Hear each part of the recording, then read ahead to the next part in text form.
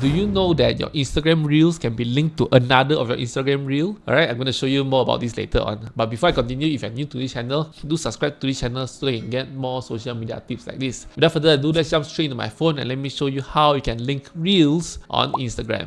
Let's go. First of all, open up your Instagram app. Click on the bottom right, your profile at the bottom right, your picture. Alright. You first find a reel that you want to link to another reel. Let me just show you the example, the Malay proverb 1 of 10. So you open it up big.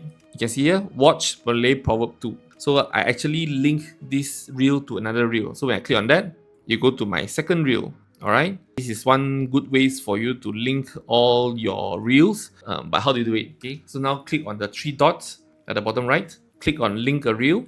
So select the reel that you want to link. So I want to link the second one to the third one. So I have 2, and then I'll link to 3. Alright. So I just put in title, Malay proverb. Okay. And then, let me just go back. Okay, go back. And then I refresh. Now I go to the second one, yeah? Go to the second one. Okay. Just open it up as a reel. You can see here. Watch Malay proverb 3. Click on that.